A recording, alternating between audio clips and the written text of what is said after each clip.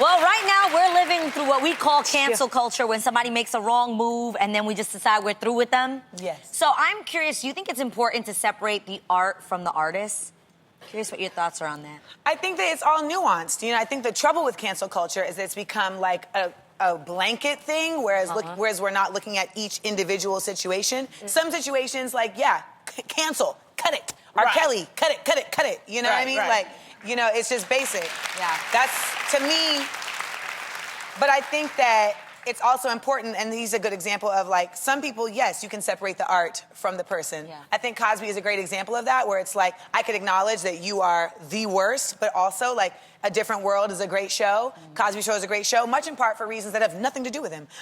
Because the cast members on that show Beyond are fantastic. Yeah. Now, when you talk about someone like R. Kelly, their music is literally drawn from the experiences that they're having. So you can't separate those two. But when it boils down to it, you have to understand that, like, the people making this art are benefiting from you enjoying their art and are a lot of times being able to continue their negative practices when you are supporting their work. Exactly.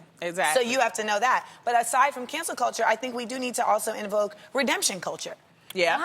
yeah, that's true. Like, redemption, hashtag redemption. Yeah. And what would be a part of that? I like that. Who could be redeemed? I just think that there's restorative justice practices that anyone can take if they really find themselves in a place of enlightenment. You know, not all of us came into the world, none of us came into the world knowing it all, right? And not perfect. And then we find different groups of people that may show us, like, oh, wow, how I thought before, I know better now. Happens to me every day right here on the show. Yeah, I'll be coming into Girl Chat with one mindset, I leave with a different one. But you should have the opportunity to show consistency and action and commitment to change. Love you know that. What we love about you is you're so confident. Is there anything you're insecure about?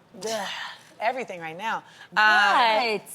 No, I mean, you know, I'm in a life change, right? So, like, everything is just different and new. And so but then you don't necessarily change at the same rate that your life changes. So then you have to, like, keep trying to body wave through the BS. And how are you motivating yourself then to get through these changes? I have a lot of great people around me, but I also, like, learn. I try to just get information. Facts are really a great source of creating confidence for me. So, like, I'm growing my business. Well, I've been an artist and a DIY person forever. So, like, growing a business is a whole other thing, and learning the nuances of that and making sure that you're doing everything sound and above the board. And, you know, it can be a little like, because when it comes to my art, you can't tell me nothing. I know my art. So being in a place where I'm doing the robot all the time is like, this is uncomfortable.